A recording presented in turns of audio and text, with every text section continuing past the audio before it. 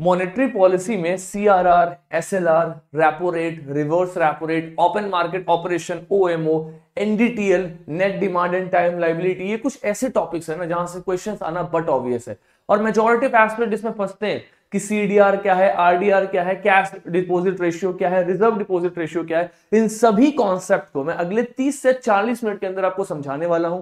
बहुत basic example के साथ समझाऊंगा, कहीं पे कुछ भी रट्टा नहीं मार रहा है आपको, बस एक एग्जाम्पल को सारे कॉन्सेप्ट में लगाएंगे और रियल लाइफ के साथ कनेक्ट करेंगे किस तरीके से मनी के इन्फ्लुएंस से सारे डायनेमिक्स चेंज होते हुए नजर आ रहे हैं। ठीक है, तो जो भी एस्पिरेंट पहली बार आए हैं, let me tell this to all of you, हमने इकोनॉमिक्स का सीरीज स्टार्ट किया हुआ, अभी हमने पॉलिटी की एक सीरीज कंप्लीट किया and now that we have started economic series, जहां पे हम आने वाली 15-20 वीडियो में इकोनॉमी के जितने भी थेमेटिक एरियाज है जहां पे इन सभी एग्जाम्स में क्वेश्चन आते हैं उनको कवर अप करते हुए नजर आएंगे।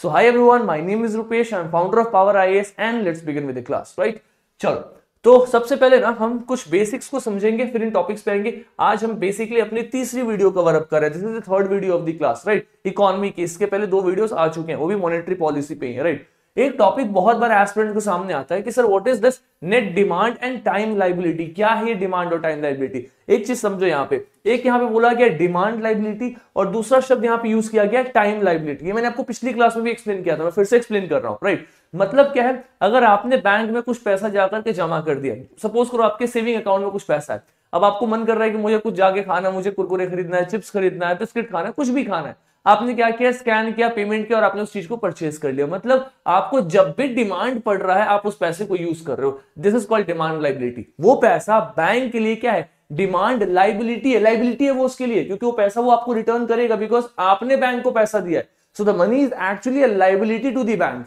प्लस कैसी लायबिलिटी है सर, डिमांड लायबिलिटी। क्यों डिमांड लायबिलिटी, बिकॉज आपको जब डिमांड पड़ रहा है आपने पैसा मांग लिया बैंक से, that's called the demand liability. दूसरा कॉन्सेप्ट है सर टाइम लायबिलिटी, मतलब मैंने बैंक में पैसा डाल दिया और 5 साल के लिए मैंने उसको छोड़ दिया, एफडी करा दिया, अब मैं 5 साल बाद उस पैसे को लूंगा, that is the time liability. मतलब बैंक के लिए एक संतुष्टि है कि भाई साहब इसने 5 साल के लिए मुझे पैसा दे दिया है, 5 साल तक मैं इस पैसे का कुछ भी करूं, मेरे पास अपॉर्चुनिटी है, अवसर है। राइट, मुझे पैसे को लेकर के टेंशन नहीं करना, after 5 years I have to repay that money back. Right, तो एक टाइम तक बैंक के पास वो पैसा, that is called the time liability. बहुत ही सिंपल कॉन्सेप्ट। यानी कि डिमांड लायबिलिटी यानी क्या है, आपने जो अपने सेविंग अकाउंट में पैसा रखा, that is the demand liability. Time liability मतलब क्या है सर, आपने कहीं पे डिपॉजिट कर दिया लंबे समय के लिए, जब वो टाइम पूरा होगा तभी वो पैसा आपको मिलेगा, that's called the time liability. I think this should be very clear to all of you कि डिमांड लायबिलिटी क्या होता है और टाइम लायबिलिटी क्या होता है।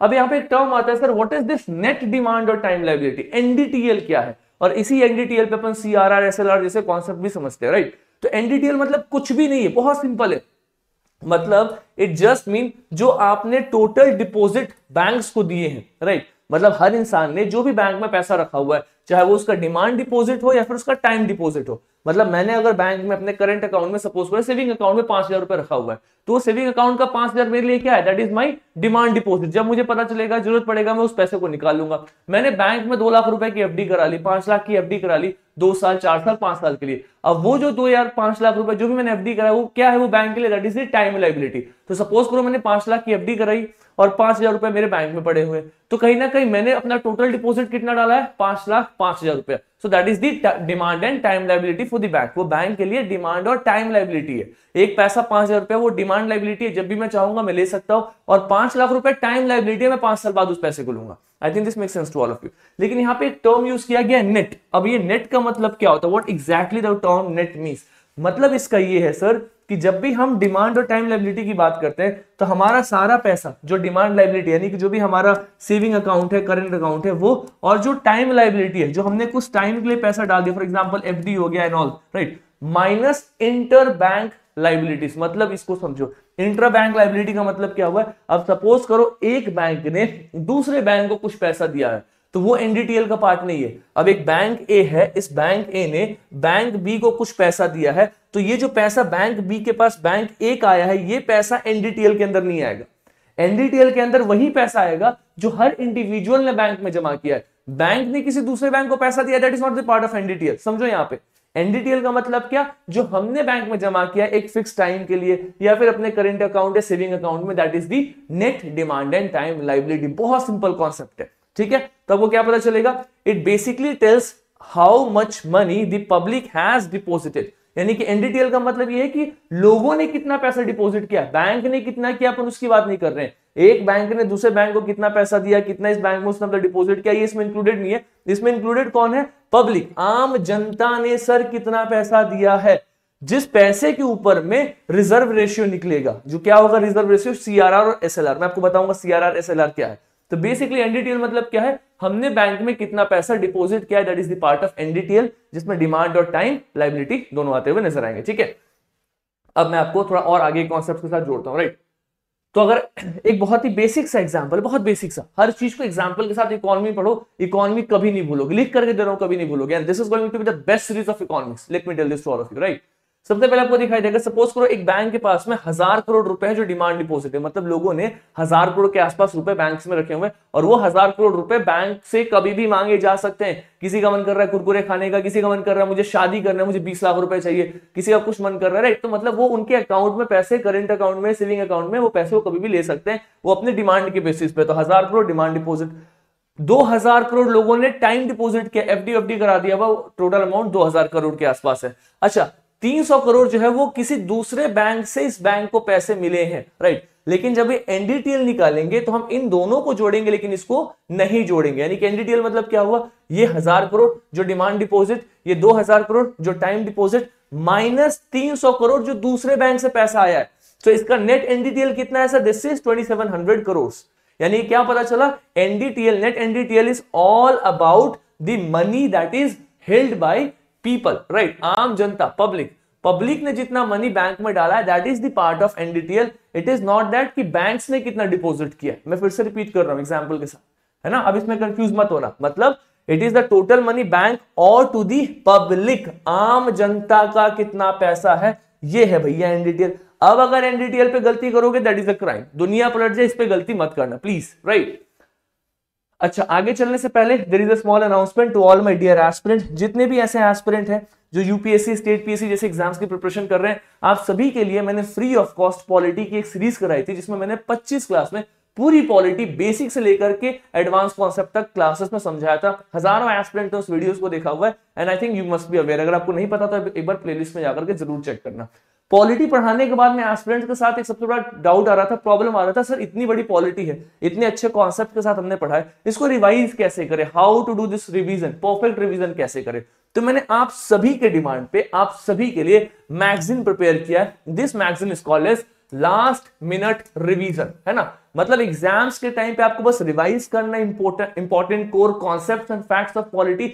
There is a magazine that we have provided, Power IAS has provided, that is LMR magazine. हमारे platform की सबसे पहली मैगजीन है और सबसे अच्छी मैगजीन है, right, that we have provided here. अब मैं आपको एग्जांपल के साथ बता रहा हूं क्यों अच्छी है, राइट। एक तो हमने जितने भी फैक्चुअल पॉइंट्स है, जिसमें आप पैराग्राफ के पैराग्राफ्स पढ़ करके फैक्ट्स हाईलाइट करते हो, अंडरलाइन करते हो, ये नाम ना भूल जाऊं मैं, ये ईयर ना भूल जाऊं, ये बॉडी ना भूल जाऊं, एक जगह कर दिया हमने, राइट। प्लस इन सभी के नीचे आपको यहाँ पे लिंक भी मिल जाएगा। मैं आपको बता रहा हूँ it is available in PDF format, book के फॉर्मेट पे अवेलेबल नहीं है। बहुत बच्चे कंफ्यूज हो रहे थे, मैं इसमें यहाँ पे रिपीट कर रहा हूँ फिर से।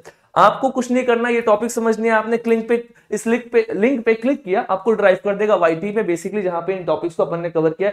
पीवाईक्यू की वीडियोस पे भी लेकर के चला जाएगा, और जो सीरीज है वहां पे भी लेकर चला जाएगा। यानी कि वन स्टॉप सॉल्यूशन है फॉर इंडियन पॉलिटी।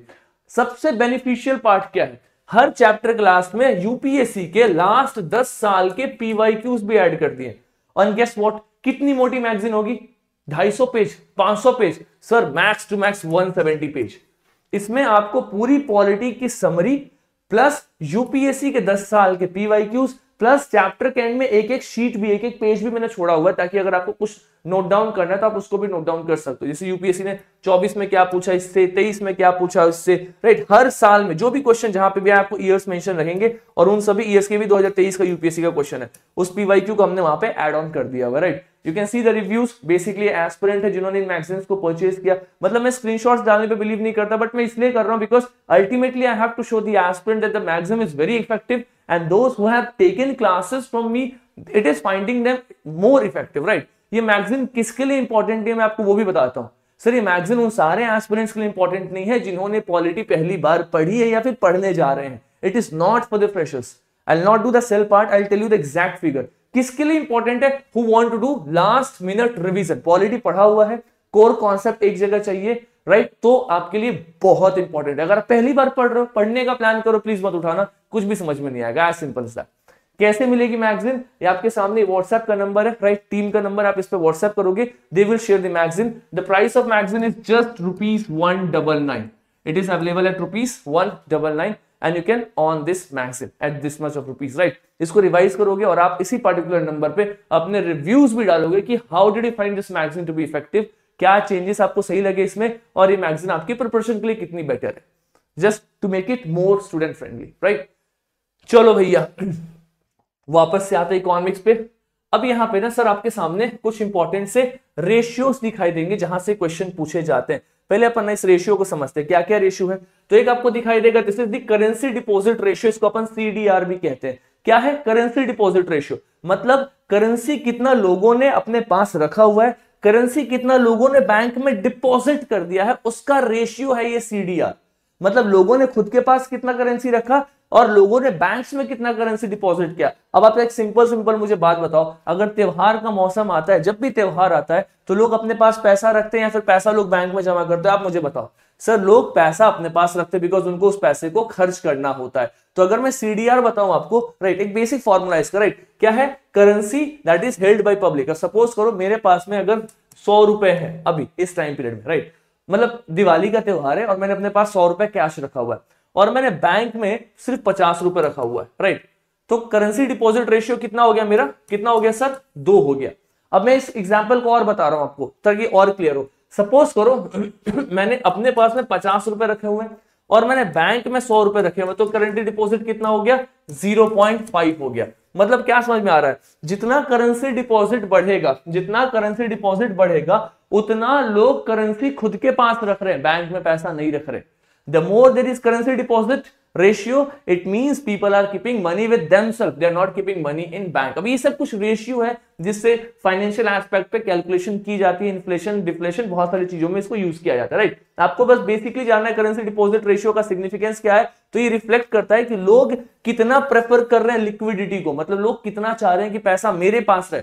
बिकॉज अगर आपके पास पैसा तो बहुत लिक्विड है, लिक्विड मतलब क्या? वो हाईली ट्रांजिशन मनी है, आप उसको कहीं भी यूज कर सकते हो। आप किसी को भी पैसा दोगे, नोट दोगे, सिक्का दोगे, वो खट से ले लेगा।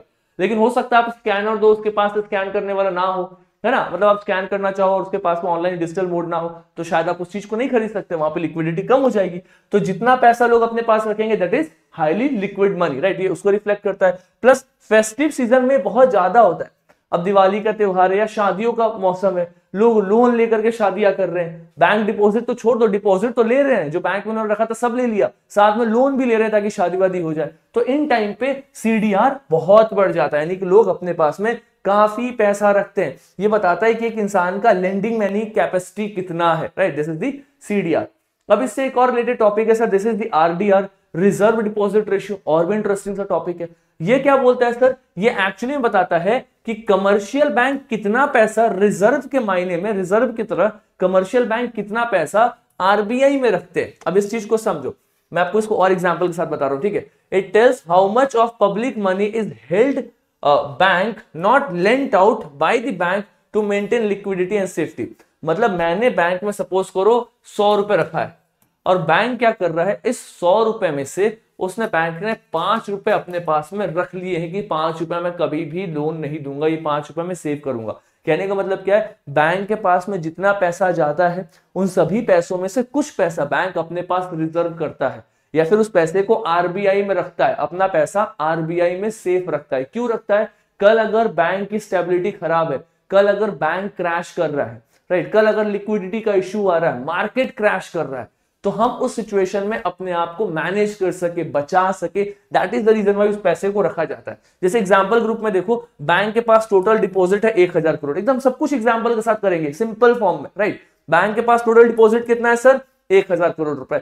बैंक ने उसमें से 200 करोड़ रुपए रिजर्व रख लिए। कैसे रिजर्व है? सीआरआर, एसएलआर, अभी बताऊंगा मैं आपको इसके बारे में क्या होता है, राइट। तो बैंक ने क्या कर दिया सर? 200 करोड़ रुपए रिजर्व कर लिए। तो रिजर्व डिपॉजिट रेशियो मतलब बैंक ने कितना पैसा रिजर्व रखा है, मतलब ये 200 करोड़ बैंक अब किसी को लेंड आउट नहीं करेगा, मतलब बैंक किसी को उधार नहीं देगा, 200 करोड़ अपने पास रखेगा, राइट, मतलब अपने पास रखेगा या फिर हो सकता है उसमें से कुछ पैसा आरबीआई के पास रखे। वो कैसे होगा मैं आपको सीआरआर, एसएलआर में बताऊंगा। मतलब ये पैसा बैंक ने रिजर्व रखा है आउट ऑफ दीज 1000 करोड़, मतलब लोगों ने जो 1000 करोड़ रुपए पैसा डाला था, जो एनडीटीएल था 1000 crore, net demand and time liability, लोगों ने अपने करंट अकाउंट में पैसा रखा या फिर आपके पास एफडी करा के रखा, जो 1000 करोड़ रुपए लोगों ने रखा था, बैंक ने उससे 200 करोड़ को क्या कर दिया सर, रिजर्व कर लिया। क्यों कर लिया? ताकि कल कभी बैंक कोलैप्स हो, कोई भी सिचुएशन हो, अपन क्या करेंगे, इस पैसे को यूज करके इकोनॉमी को किक स्टार्ट कर सकते हैं। तो रिजर्व डिपॉजिट रेशियो कितना है सर? It is 20%। आरडीआर क्या है? 20%। सो रिजर्व डिपॉजिट रेशियो मतलब reserve of bank by total deposit into 100। Banks ने कितना रिजर्व रखा है divided by total deposit into 100, this is the reserve deposit ratio. क्यों इंपॉर्टेंट है? ताकि बैंक अपने स्टेबिलिटी को मेंटेन कर सके, इसलिए इसको अपन यूज करते हैं, राइट। अब रिजर्व डिपॉजिट रेशियो में दो प्रकार के कंपोनेंट आपको दिख रहे थे, मतलब बेसिकली जो बैंक रिजर्व रखता है वो दो प्रकार का रिजर्व रखता है, एक है सीआरआर और एक है एसएलआर, राइट। अब मैं आपको बेसिक्स बता रहा हूं, फिर इसको डिटेल में बताऊंगा, ठीक है। सीआरआर का मतलब होता है sir cash reserve ratio, SLR का मतलब होता है लिक्विडिटी रिजर्व रेशियो। अब ये है क्या? सीआरआर का मतलब हर बैंक अपना कुछ प्रतिशत पैसा आरबीआई में रिजर्व रखता है, कैश रिजर्व, मतलब इतने कैश को हम रिजर्व रख रहे हैं, कितना, जो भी परसेंटेज हो वो हम आरबीआई में रख रहे हैं, कैश रिजर्व रेशियो, राइट। ये मैंडेटरी है, बैंक्स को रखना ही पड़ेगा आरबीआई के पे, और इसके लिए आपको कोई इंटरेस्ट नहीं मिल रहा, बट आपको रखना पड़ेगा। क्यों? क्योंकि कल अगर आप कोलैप्स करोगे तो इस पूरे बैंकिंग सिस्टम का गारंटर कौन है? कौन है जो इस पूरे बैंकिंग सिस्टम को लेकर चल रहा है? आरबीआई। आरबीआई को लोगों को पैसा मिनिमम कुछ ना कुछ बैलेंस चुकाना पड़ेगा, आरबीआई को अपने मार्केट की इकोनॉमी को सस्टेन करना पड़ेगा। तो RBI needs the minimum money from every bank, एक सिक्योरिटी के रूप में मान लो, जो भी मानो, ये बैंक में पैसा होना चाहिए, इस पे कोई इंटरेस्ट नहीं मिल रहा। That is called the what it is called as cash reserve ratio. Next thing that comes to picture is sir liquidity reserve ratio. क्या है ये? This is called the SLR. ये बैंक्स खुद के पास रखते हैं, और ये क्यों रखते हैं? ये बहुत ही लिक्विड एसेट रखते हैं। लिक्विड एसेट मतलब क्या? मतलब पैसे को उस फॉर्मेट पे रख रहे हैं जब इनको जैसा उसको ट्रांजिशन में यूज करना होना तो फटाक से वो कैश में कन्वर्ट हो जाए, इजिली कन्वर्टेबल फॉर्म में रखते हैं। फॉर एग्जांपल इस पैसे को वो या तो कैश के फॉर्म में रखेंगे कि भाई साहब मैंने इतना कैश रखा हुआ है लिक्विडिटी रिजर्व के रूप में। क्या है इसका नाम? Liquidity reserve. मतलब हमें बैंक के लिक्विडिटी मेंटेन करना है, जब भी लग रहा है कि बैंक के पास कैश कम हो रहा है तो आपके पास में लिक्विडिटी रिजर्व है, या फिर आपने उसको गोल्ड के फॉर्मेट पे रखा हुआ है, या फिर आपने उसको गवर्नमेंट सिक्योरिटीज के फॉर्मेट पे रखा हुआ है। I will explain you government securities के फॉर्मेट पे कैसे रखते हैं, राइट। तो ये सब पैसा क्या है? ये वो वाला पैसा है जो बैंक अपने पास में रख रहा है, that is called the liquidity reserve ratio, SLR, जो बैंक खुद के पास पैसा रखते हैं, ठीक है। तो अगर अपन कैश रिजर्व रेशियो की बात करें, if I precisely talk about CRR, cash reserve ratio क्या है सर? तो CRR it is the percentage of total deposit, मतलब जो टोटल डिपॉजिट था उसका परसेंट जो बैंक आरबीआई के पास रखता है कैश के फॉर्मेट पे, राइट। बैंक इस पैसे को इस्तेमाल नहीं कर सकता, ना ही लोन दे सकता है, ना इसका इन्वेस्टमेंट कर सकता है, इसको आरबीआई के पास पैसा रखना ही पड़ेगा। यानी कि सपोज करो अगर किसी बैंक के पास 100 रुपए है, 100 करोड़ रुपए है, और 4% उसको रिजर्व रखना पड़ रहा है, यानी कि 4 करोड़ रुपए वो आरबीआई के पास रखेगा कैश रिजर्व के फॉर्म पे, कि भैया हमने कैश रिजर्व के फॉर्म में पैसा रखा है आरबीआई के पास। अब इसको क्यों रखा जाता है? अब एक एग्जांपल बता रहा हूं। सपोज करो हमारे सिस्टम में पैसा बढ़ जाए, ये जो मनी है, राइट, ये बढ़ जाए मार्केट में। मार्केट में अगर पैसा बढ़ जाएगा तो क्या होगा सर? लोगों का डिमांड बढ़ जाएगा। बढ़ेगा कि नहीं बढ़ेगा? बताओ फटाफट, यस और नो? यस सर, बढ़ेगा। अगर कल सबके पास पैसा आ जाए, मार्केट में बहुत सारा पैसा आ जाए, हर इंसान के पास पैसा आ जाए, हम सबका डिमांड बढ़ जाएगा। जो इंसान कल शादी करने वाला था, उसके पास 10 लाख का बजट है, वो बोलेगा मैं 20 लाख रुपए लगाऊंगा। कोई इंसान कार खरीद रहा था, वो 8 लाख की कार खरीद रहा था, वो बोलेगा मैं 15 लाख की महंगी कार खरीदूंगा। मतलब सबके डिमांड बढ़ गए। क्यों? क्योंकि मार्केट में पैसा आ गया, सबके पास पैसा आ गया। गवर्नमेंट इन्वेस्टमेंट करती है, यानी कि लोगों को जॉब मिलेगा, जॉब मिलेगा यानी कि लोगों को पैसा मिलेगा, पैसा मिलेगा तो लोगों का डिमांड बढ़ेगा। अभी इतना कनेक्शन क्यों बता रहा हूं? क्योंकि जैसे डिमांड बढ़ेगा सर, वैसे ही मार्केट में क्या बढ़ेगा? इन्फ्लेशन भी बढ़ जाएगा। As an how demand increases, market में inflation also increases on a parallel note. Now this is an extremely important concept. अब अगर मुझे, अब इसका उल्टा रिवर्स समझो, अगर मुझे मार्केट से इन्फ्लेशन खत्म करना है, यानी कि मैं लोगों का डिमांड कम करूंगा, यानी कि मैं मार्केट में पैसे को कम डालूंगा, यानी कि मार्केट में जो पैसा, उस पैसे को मैं एब्जॉर्ब कर लूंगा। अब गवर्नमेंट या फिर बैंक अगर मार्केट से पैसा निकाल ले, लोगों के पास से पैसा बैंक में चला जाए, तो लोगों की डिमांड खत्म हो जाएंगी। लोगों के पास कम पैसा है, अब वो उतने में ही अपनी जीवन चलाएंगे, यानी कि मार्केट में डिमांड कम हो गया, महंगाई कम हो गई। एकदम एकदम नॉर्मल डायनेमिक्स है। अब इस एग्जांपल को मैं 10 जगह यूज करूंगा, फटाफट देखो कैसे। सपोज करो अगर मार्केट में पैसा बहुत ज्यादा है, तो बैंक्स को बोल दिया गया कि भाई साहब आप अपना सीआरआर बढ़ाओ। मतलब आप ज्यादा पैसा रिजर्व रखो। अब बैंक क्या कर रहा है, वो ज्यादा पैसा रिजर्व रख रहा है।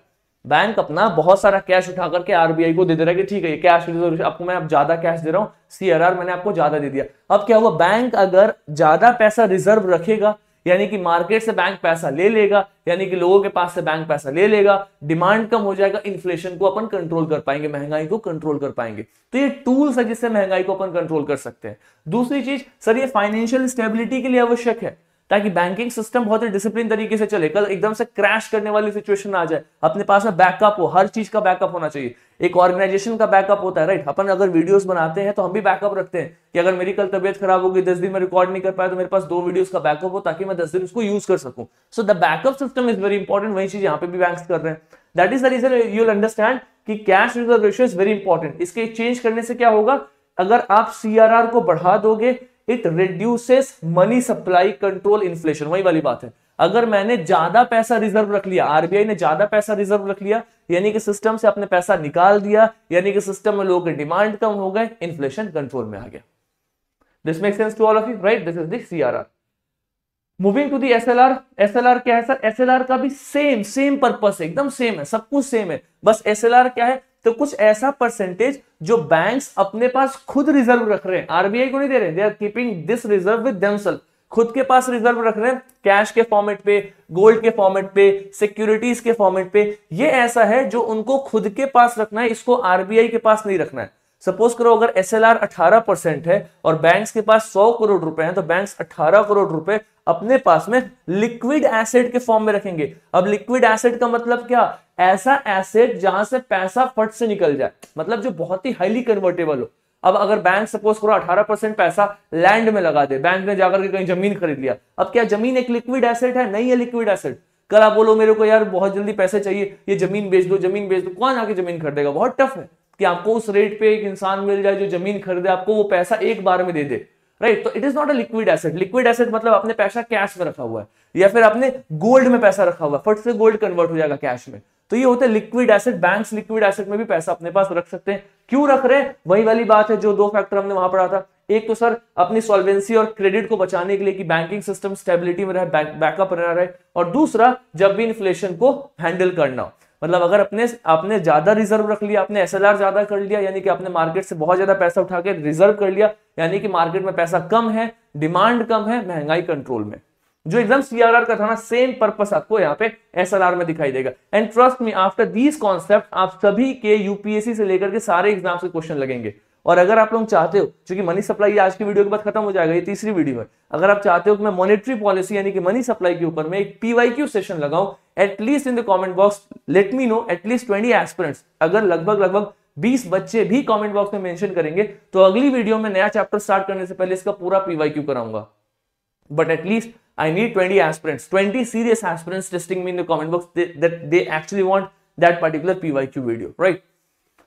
चलो, CRR SLR के बीच का डिफरेंस पता है सर, यहाँ पे आरबीआई में रख रहे हैं या बैंक खुद से रख रहा है, दोनों लिक्विडिटी कंट्रोल कर रहे हैं, आरबीआई में रख करके खुद बैंक रख रहा है, इस पे कोई इंटरेस्ट नहीं मिल रहा। हाँ, एसएलआर पे इंटरेस्ट मिल रहा है क्योंकि वो लिक्विड एसेट है, उस पे इंटरेस्ट मिल रहा है, सीआरआर पे नहीं मिल रहा। सीआरआर बहुत ज्यादा लिक्विड है एसएलआर के कंपेयर में, मतलब यहाँ पे आपने सीधा सीधा बैंक को, आरबीआई को कैश में पैसा दिया हुआ है, यहाँ पे फिर भी आपने पैसा गोल्ड में और बॉन्ड्स में लगाया हुआ है, तो गोल्ड को कन्वर्ट करने में टाइम लग सकता है। लेकिन एक कैश रिजर्व रेशियो, आपने सीधा सीधा पैसा कैश में रिजर्व किया है, ऑलरेडी वो कन्वर्टेबल मनी है, हाईली लिक्विड मनी है, तो इसके कंपैरिजन में इसकी लिक्विडिटी थोड़ी ज्यादा है, ठीक है।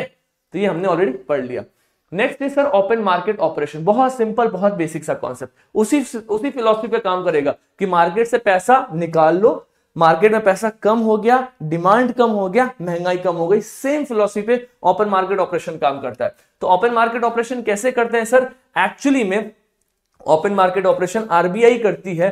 किस तरीके से? वो या तो सरकारी सिक्योरिटीज को खरीदती है या सरकार की सिक्योरिटीज को बेचती है। अब सरकार की सिक्योरिटी मतलब क्या है? गवर्नमेंट ऑफ इंडिया ने एक पेपर जारी कर दिया, यह है गवर्नमेंट की सिक्योरिटी। इस पेपर पर गवर्नमेंट ऑफ इंडिया ने लिख दिया कि मैं आपसे 1000 करोड़ रुपए ले रहा हूं या मैं आपसे 100 करोड़ रुपए ले रहा हूं। अब सरकार ने ये आपको दे दिया, तो सरकार से ज्यादा रिलायबल इंस्टीट्यूशन इस दुनिया में कुछ भी नहीं है। मतलब प्राइवेट कंपनी कोलैप्स कर सकती है लेकिन गवर्नमेंट कोलैप्स नहीं करेगी, बिकॉज अल्टीमेटली सरकार हमारी चल रही। सरकार मतलब जो गवर्नमेंट है इसकी बात नहीं कर रहा, मैं मैकेनिज्म की बात कर रहा हूं, संविधान चल रहा है, राइट, वो सिस्टम चलता रहेगा, सरकारें आएंगी जाएंगी लेकिन गवर्नमेंट का सिस्टम चलता रहेगा। तो गवर्नमेंट से ज्यादा सिक्योर कुछ भी नहीं। अगर कल गवर्नमेंट बोले कि हम एक बॉन्ड जारी कर रहे हैं तो उस बॉन्ड को खरीदने के लिए हजारों लोग आएंगे, क्योंकि सबको पता है कि अगर हम गवर्नमेंट को पैसा देंगे तो गवर्नमेंट मेरा पैसा मुझे लौटा देगी, दुनिया पलट जाए। लेकिन आप अगर किसी प्राइवेट इंसान को पैसा दो, वो पैसा नहीं लौटाएगा, इसके रिस्क है। आपने अपने फ्रेंड को पैसा दिया, वो नहीं लौटाएगा, ये तो श्योर शॉट है, राइट।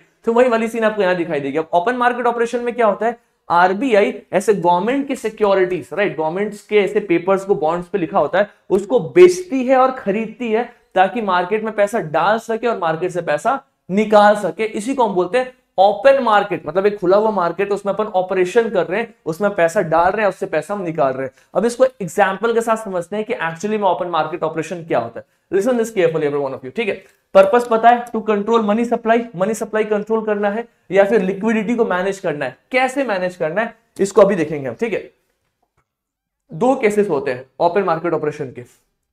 एक होता है सर आपका एक्सपेंशनरी ओपन मार्केट ऑपरेशन, मतलब आप इसमें मार्केट को और खोल रहे हो और पैसा डाल रहे हो। एक होता है इसका उल्टा, कॉन्ट्रैक्शनरी मार्केट ऑपरेशन, मतलब इसमें आप क्या कर रहे हो, पैसा निकाल रहे हो, पैसा सिस्टम से एब्जॉर्ब कर ले रहे हो, राइट, मतलब इन्फ्लेशन डाउन कर रहे हो। दो तरीके से होता है। अब इसमें होता है क्या है सर, ओपन मार्केट ऑपरेशन अगर एक्सपेंशनरी है तो इसमें क्या होगा, RBI buys government securities from bank and public.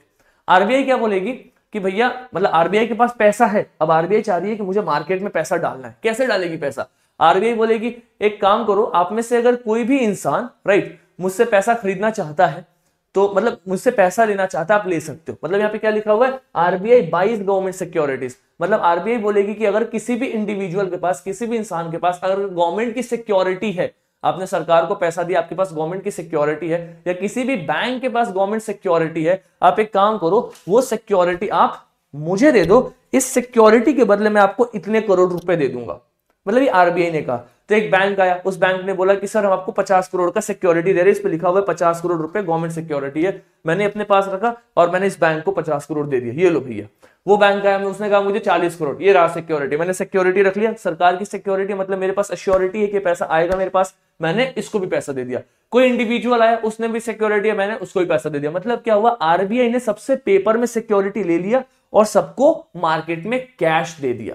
अब पैसा जैसे आया मार्केट में, अब वो बैंक्स लोगों को लोन देंगे सस्ते रेट पे, तो बहुत सारे लोग लोन खरीदेंगे, वो बैंक सिस्टम में और पैसा डालेंगे, अब लोगों के पास पैसा आएगा, डिमांड बढ़ेगा, इन्फ्लेशन बढ़ेगा, यानी कि मार्केट एक्सपेंड हो रहा है, आपके मार्केट में ज्यादा पैसा आ रहा है। This called the open market operation, ठीक है। इसमें क्या हो रहा है सर, मनी सप्लाई बढ़ रहा है, इंटरेस्ट रेट घट रहा है, सस्ते दाम पे लोगों को पैसा मिल रहा है, यानी कि ग्रोथ बढ़ते जा रहा है, यानी कि लोगों को रोजगार मिल रहा है, पैसा मिल रहा है, मार्केट में बहुत सारा पैसा है। लेकिन बहुत ज्यादा पैसा भी खतरा है, इन्फ्लेशन ज्यादा हो जाएगा। तो दिस इज दी, तो उसका एक बैलेंस होना चाहिए कि इतना परसेंट ही रखना है। मैं आपको बताऊंगा आने वाली क्लासेस में कि कितना होना चाहिए, 2 से 6%, वो एक्चुअली में एक फिक्स्ड रेट है इन्फ्लेशन का, कि इससे ऊपर नीचे नहीं होना चाहिए। एनीवेज, दूसरा है सर कॉन्ट्रैक्शनरी पॉलिसीज, इसका जस्ट उल्टा है। इसमें क्या है sir, RBI sell government security. अब आरबीआई ने बोला कि देखो बहुत सारी सिक्योरिटीज मेरे पास आ गई है, मुझे ये सिक्योरिटीज को बेचना है, सरकार की सिक्योरिटी है। अब आरबीआई बोलेगी मैं इस पे आपको 7%, 8%, अच्छा परसेंट पर इंटरेस्ट दूंगी, राइट। आरबीआई ने बोला अगर ये कोई सिक्योरिटी मुझसे खरीदेगा तो मैं उसको, बाकी मार्केट में 8% इंटरेस्ट है, मैं उसको 10% का इंटरेस्ट दूंगी। अब दुनिया भर के लोग आएंगे कि आप मेरे से पैसा ले लो, मेरे से ले लो, क्योंकि सबको चाहिए ना कि मेरे को अच्छा इंटरेस्ट मिले, हर महीने मेरे को इंटरेस्ट पे कमाई हो, तो सब लोग आ जाएंगे। तो आरबीआई क्या करेगी, ठीक है ये लो सिक्योरिटी, ये लो 40 करोड़, ये लो 50 करोड़, ये लो 10 करोड़, तो उसने मार्केट से सारा पैसा उठा करके अपने पास रख लिया, यानी कि इसको contractionary policy, right. This is the contractionary what, OMO, right, यानी कि ओपन मार्केट ऑपरेशन। इससे क्या हुआ, मार्केट से सारा पैसा निकल के बैंक के पास चला गया। अब जैसे बैंक के पास सारा पैसा गया, इन्फ्लेशन रेट गिर जाएगा, लोगों के डिमांड गिर जाएंगे, मनी सप्लाई गिर जाएगा, राइट। तो बहुत सिंपल है ओएमओ को कैसे मैनेज किया जा रहा है। I think this should be very clear to each and every one of you. अगर अभी भी दिक्कत है तो इस बार इस वीडियो को फिर से थोड़ा सा पीछे करके देख लेना, और अगर आप चाहते हो कि और कॉन्सेप्ट के साथ क्लियर करें तो मैं पीवाईक्यू करा दूंगा, बट एटलीस्ट 20 बच्चे तो टाइप करना चाहिए कि sir they want PYQs, right. अच्छा, एक और चीज, अगर कोई भी इस पीपीटी को डाउनलोड करके रिवाइज करना चाहता है, please do not forget to join UPSC by Rupesh Telegram channel, वहां पे आपको एक पीडीएफ मिल जाएगा।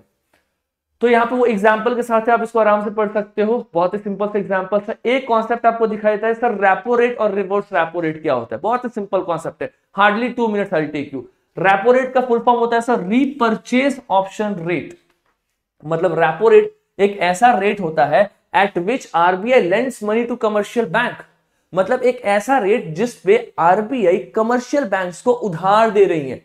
अब बैंक्स है, यहाँ पे बैंक्स कह रही हैं क्या कि यार हमें पैसे की आवश्यकता है, वी वांट मनी, तो आरबीआई ने बोला ठीक है एक काम करती हूँ मैं तुम्हें उधार दे देती हूँ। तो आरबीआई ने उन बैंक्स को उधार दे दिया, सपोज करो 6% के इंटरेस्ट पे।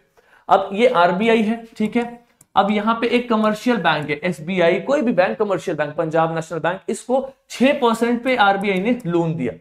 अब ये कमर्शियल बैंक मार्केट में लोन कितने पे देगी? 5% पे नहीं, ये कमर्शियल बैंक मार्केट पे लोन देगी 8% पे, 10% पे, 12% पे। मतलब ऑब्वियस सी बात है जितना पे मिला है उससे ज्यादा पे देगी, ताकि ये बीच में प्रॉफिट कमा सके। बैंक का काम ही होता है ना कि भाई साहब आप बीच में प्रॉफिट कमाओ। तो अगर अब आप मेरे को बताओ, अगर आरबीआई ने कल रेपो रेट यानी कि जिस रेट पे इन बैंक्स को पैसा दिया है, अगर आरबीआई रेपो रेट बढ़ा दे तो क्या ये बैंक्स इंटरेस्ट रेट बढ़ाएंगे? ऑब्वियस सी बात है बढ़ा देंगे, ज्यादा महंगा लोन मिलेगा। अगर कल आरबीआई ने बोला हम 8% पे पैसा देंगे, ये सब बोल देंगे 10%, 12%, 14%, ये फटाफट इंटरेस्ट बढ़ा देंगे। यानी कि जैसे आरबीआई अपना इंटरेस्ट बढ़ाएगा वैसे ये बैंक्स इंटरेस्ट बढ़ाएंगे, और जैसे ये बैंक्स इंटरेस्ट बढ़ाएंगे यानी कि कम लोग पैसा लेंगे, less people will take money. अगर कम लोग पैसा लेंगे यानी कि मार्केट में पैसा कम आएगा, यानी कि लोगों के पास पैसा कम आएगा, यानी कि लोगों का डिमांड कम होगा, यानी कि इन्फ्लेशन नीचे चला जाएगा। Is this clear to each and every one of you? एकदम टेक्निकल है, मतलब इकोनॉमिक्स से प्यारा सब्जेक्ट कुछ भी नहीं है, provided you understood the concept with examples. अगर आपने एग्जांपल्स के साथ कॉन्सेप्ट को समझा है, you have done this, your job is done. I think this makes sense to all of you, right? This is called the repo rate, right?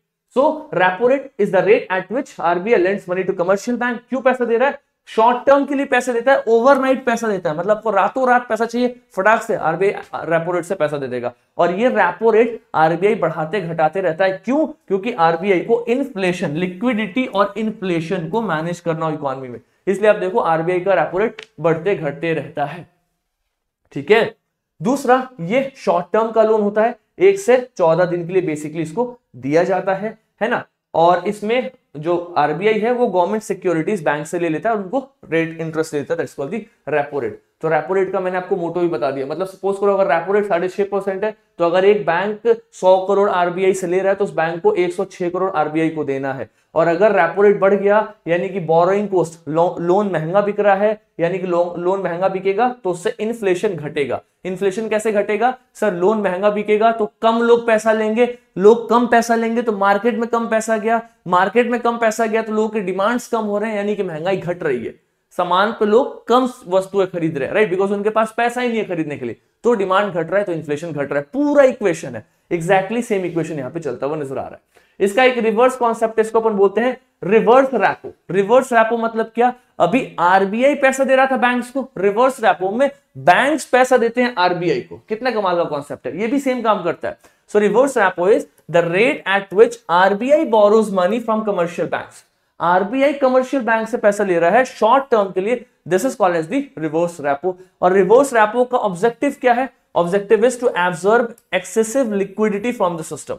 मतलब अगर आपको लगता है कि सिस्टम में पैसा बहुत ज्यादा है, सिस्टम में सर लिक्विडिटी बहुत ज्यादा है, तो उस लिक्विडिटी को एब्जॉर्ब करने के लिए बेसिकली ये रिवर्स रेपो रेट लगाया जाता है। सेम तरीके से काम करता है, कोलेटरल यूज होता है, ये सर गवर्नमेंट सिक्योरिटीज का इस्तेमाल करते हैं अपन रेपो रेट की तरह, सेम तरीके से काम कर रहा है ये, जैसे वहां पे काम हो रहा था। और ये बेसिकली कब होता है? ये तब होता है जब बैंक्स को ऐसा लगता है कि उनके पास में ज्यादा पैसा है और अब वो कुछ पैसा आरबीआई के पास पार्क करना चाहते हैं, आरबीआई को देना चाहते हैं। So when banks have excessive fund, जब बैंक्स के पास बहुत फंड है तो banks want to park money with RBI, banks इस पैसे को आरबीआई के साथ देना चाहते हैं। आरबीआई क्या करता है सर? उस पे इंटरेस्ट देता है बैंक्स को, इसी को बोलते हैं रिवर्स रेपो। इसका भी इस्तेमाल करते हैं अपन, क्यों? क्योंकि जब बैंक्स ज्यादा पैसा आरबीआई को देंगे तो मनी सप्लाई घटेगा। मतलब अगर बैंक्स ने ज्यादा पैसा उठा करके दे दिया आरबीआई को, तो बैंक्स ने मार्केट का पैसा आरबीआई को दे दिया, तो मार्केट में पैसा घट गया, लोन सस्ते हो गए। अब अगर बैंक्स कम पैसा दे रहे हैं आरबीआई को, राइट, यानी कि मार्केट में पैसा है, यानी कि लोन अभी महंगे हैं, यानी कि मतलब लोन सस्ते, यानी कि वहां पे भी इन्फ्लेशन चल रहा है।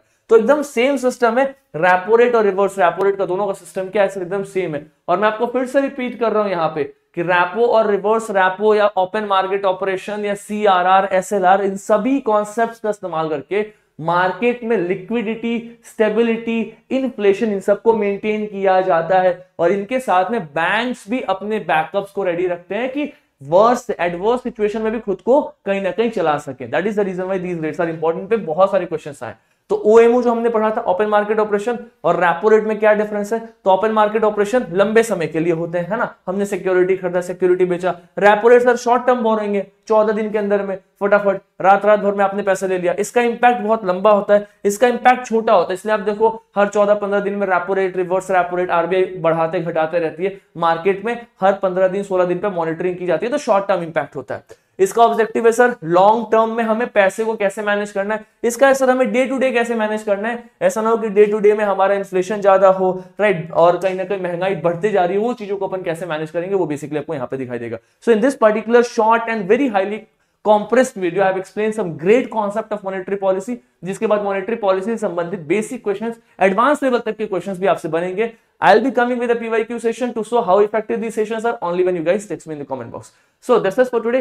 Keep on learning, keep on working hard. Plus आप सभी के लिए पॉलिटी की मैगजीन आ गई और बहुत जल्दी आप सभी एस्पिरेंट्स के लिए मैं हिस्ट्री की सीरीज लेकर के आने वाला हूं एप्लीकेशन पे on a very minimum price that is affordable for every one of you. Because ultimately you know YT पे भी देयर इज सम सेक्शंस कि अपन एक बार में वाईटी पे करेंगे। अगर एक बार में वाईटी पे 4 सब्जेक्ट कराऊंगा तो it is going to create some chaos. तो इट डिपेंड्स ऑन एस्पिरेंट्स कि कौन कहां पे कैसे पढ़ना चाहते हैं, कंप्लीटली और डिस्क्रिप्शन। बाकी जो भी पढ़ाऊंगा, जहां भी पढ़ाऊंगा, चाहे एप्लीकेशन पे वाईटी पे, I will make sure, I know मैं कोई बहुत बड़ा ज्ञानी नहीं हूं, but whatever my capacity of information है, I will try to give my best to my capacity, right? So anyways, thank you so much for bearing me for this 40-45 minutes and understanding this particular concept. I hope the concept is easy. So see you tomorrow in tomorrow's class. Tab tak all the very best. Thank you so much everyone. Jai Hind. Thank you.